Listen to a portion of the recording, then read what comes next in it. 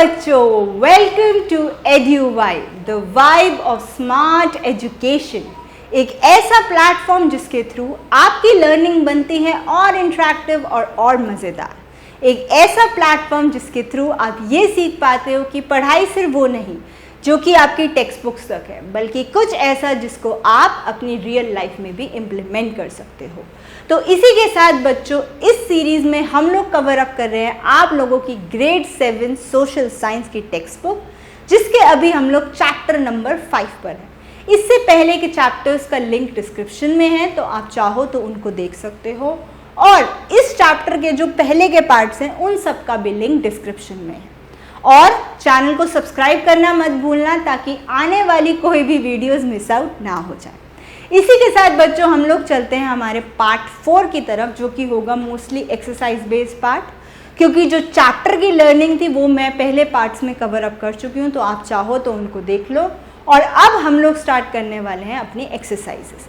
But before we go to those exercises, थोड़ा बहुत एक समझ लेते हैं, एक समरी ले लेते हैं चैप्टर को लेकर।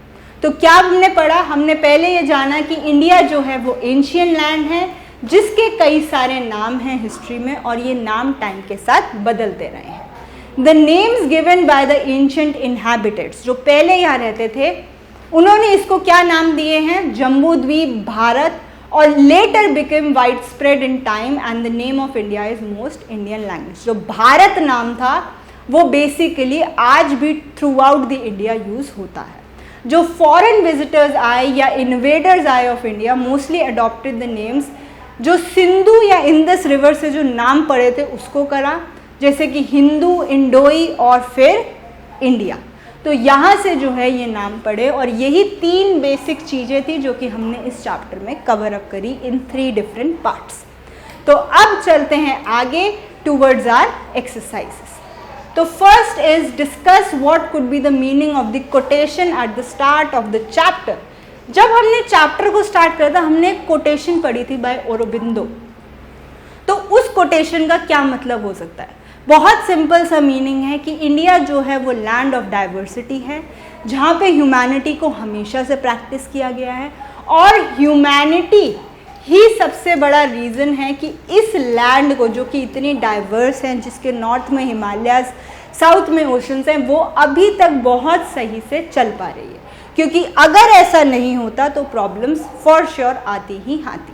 ठीक है, तो अब हम लोग चलते हैं हमारे ट्रू और फॉल्स की तरफ। तो फर्स्ट है, the Rigveda describes the entire geography of India.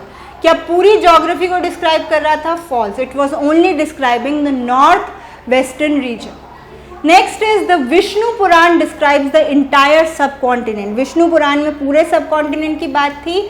True. Next is in Ashoka time, अगर अशोका के टाइम की बात करें तो जो जम्बू द्वीप था उसमें आज के टाइम का अफगानिस्तान, बांग्लादेश और पाकिस्तान भी था। Yes, it was included.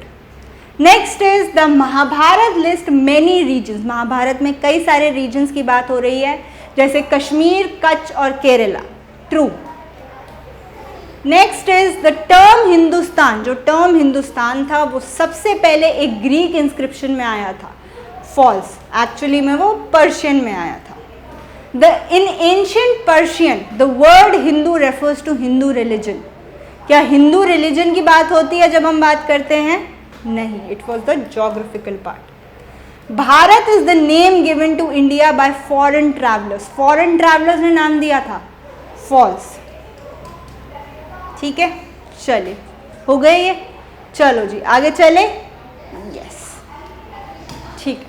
Next is question number 3, which is if you were born. अगर आप 2000 साल पहले बॉर्न हुए होते एंड हैड द चांस, और आपके पास चांस होता है इस कंट्री को नाम देने का, तो क्या नाम देते आप और क्यों?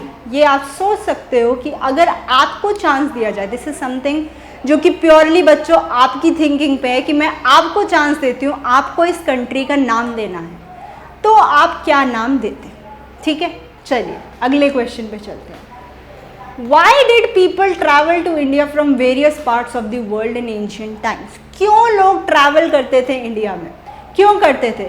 बेसिकली नॉलेज पाने के लिए, इंडिया इतनी डाइवर्स लैंड थी उसके लिए, फिर इन्वेडिंग के लिए भी, अपनी पॉलिटिकल पावर्स को दिखाने के लिए भी, एंड इन सब चीज़ों के लिए। What could be their motivations in undertaking such long journeys? उनकी क्या मोटिवेशन, क्या सोच रहती होगी? तो कई सारी सोच हैं भाई, डिस्कवरी करनी है, कंट्री के बारे में जानना है, पॉलिटिकल पावर को जानना है, ठीक है, उसके बाद वहाँ का जो डाइवर्स है उसको जानना है, सेक्रेड टेक्स्ट को जानना है, एंड जस्ट क्यूरियोसिटी, ठीक है। तो ये सब रीजन्स हो सकते हैं for which anyone can travel in India and take such long journeys, ठीक है जी। चलिए, तो इसी के साथ बच्चों हम लोगों का ये चैप्टर होता है and which was India, that is Bharat, जिसमें हमने इंडिया को समझा, इस भारत को समझा जो हम समझते आ रहे हैं। तो अब मैं आपसे मिलूंगी एक नई जर्नी में, एक नए चैप्टर के साथ। तब तक के लिए स्टे ट्यून, चैनल को सब्सक्राइब करके रखना ताकि आने वाली कोई भी वीडियोस मिस आउट ना हो जाए। सो थैंक यू बच्चों एंड बाय बाय।